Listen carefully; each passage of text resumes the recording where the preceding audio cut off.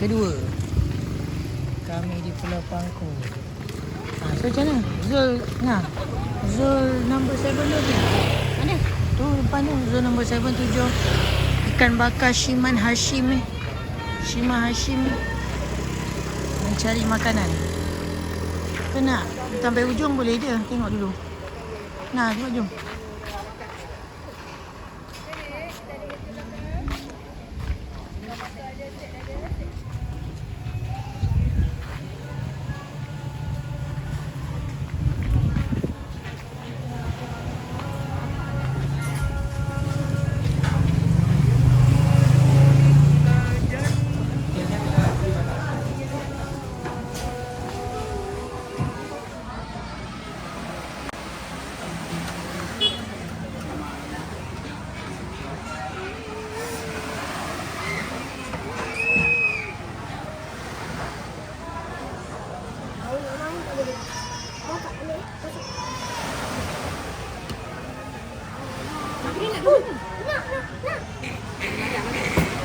Kita jom kita makan dulu.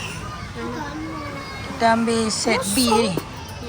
Set B dia ada telur dadah 2, siakap 3 rasa, tom yum. Apa ni? Tom yum dengan sotong goreng tepung dengan kangkung goreng belacan. Habis. Weh.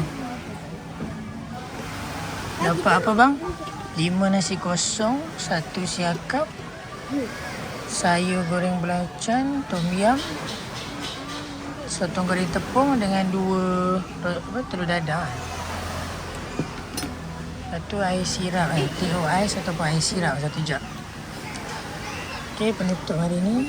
So besok kita akan sambung dengan part 3.